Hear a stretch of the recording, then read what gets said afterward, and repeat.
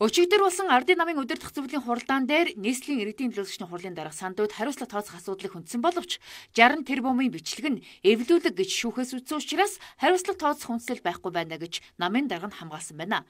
Ингээд санал хураахад Ардын намын удирдах зөвлөлийн 11 хүн сандууг огцруулахыг дэмжсэн бол харин 15 хүн түүнийг хамгаалж үлдээсэн байна. Тодорхойлох юм бол улсын хурлын дарга Мегомби их бол Гэрэнгийн сайд Ж Эрдэнэбат, засгийн газрын газрын дарга Мөнхбат, зам тээврийн сайд асан Төмөрхүү, улсын хурлдах Ардын намын бүлгийн дарга Хаян Хэрва, сангийн дэд сайд Булган Туяа, Батлан хамгаалахын сайд Бат Эрдэнэ, улсын хурлын гишүүн Инх хамгаалан Тэмүүлэн нар 60 тэрбумын бичлэгийг шалгаж дуусаагүй бас гэм буруутай тогтоогдоогүй учраас огцруулах бодиттой үндэслэл болохгүй гэж үздсэн байх юм. Харин өнөөдөр нийслэлийн иргэдийн төлөөлөгчдийн хуралдах Ардын намын нэр бүхий 16 төлөөлөгч сандууг огцруулах бичгийг өргөн барьсан байна.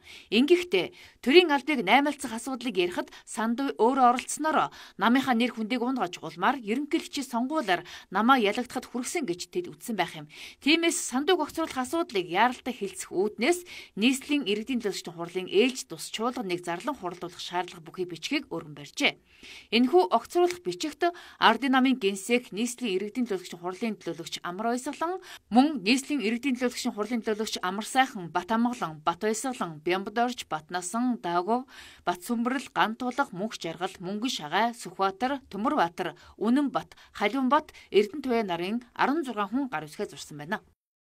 Дотроо бид нар хүлээж хэлцэх биш. Хилцээрийн ширээнд сууж, хариуцлага тооцож, асуудлуудаа ил тод ярьж шийдвэрлэх ийм л цаг мөч ирж байна. Тэгэхээр бид нар энэний төлөө бол явнаа.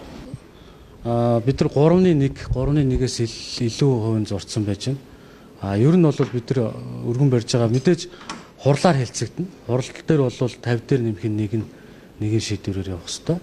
Тэгэхээр одоо бид нар бол мэдээж ойрын хугацаанд хоёр намын бүлгүүд хуралдах байх. Тэгээ бүлгүүд дээрээс шийдвэрүүд гарах байх. Тэгээд чуулганаа зарлах байх. Өнөөдөр ёс зүйн асуудлаар бид нар энд бол ёс зүйн одоо алдаа гарсан байна. Ийм учраас одоо та хариуцлага хүлээгээч гэдэг зүйл явж байгаа. Тэр одоо өнөөдөр бол зүгээр эхний 16 төлөөлөгч гаруй үсэг зураад явж байгаа боловч энэ цаашдаа бол мэдээж улс төрийн нөхцөл байдал яаж үүсэх нь мэдээж нэмэгдэнэ гэж ойлгож байгаа, харж байгаа.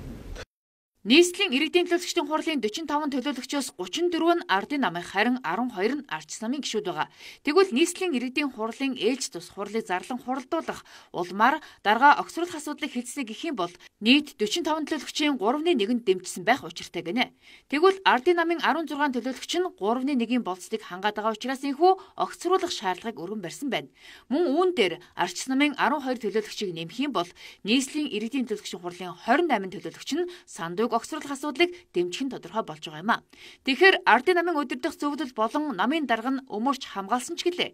Нийслэлийн иргэдийн төлөөлөгчдийн хурал нь ээлж тусаар хуралдах юм бол огцруулах магадлал бүрдээд байна гэсэн үг юм а. Гагцхүү өөрийг нь огцруулах асуудлыг хэлцэх ээлж тус хурлыг иргэдийн хурлын дарга нь өөрөө зарлах уу гэдг нь тодорхойгүй байгаа юм. Мөн намын даргийнхаа ивэлд багтаж 60 тэрбумын бичлэгч нь эвлүүлгээ гэсэн тайлбарыг шүүхээр гаргуулсан сандуу дарга өөрийгөө хариуцлага хүлээх хүн бишээ гэж үздсэн хэвээр байгаа учраас тийм чиг амархан огцрохгүй хэмээн гүрийж байгаа бололтой.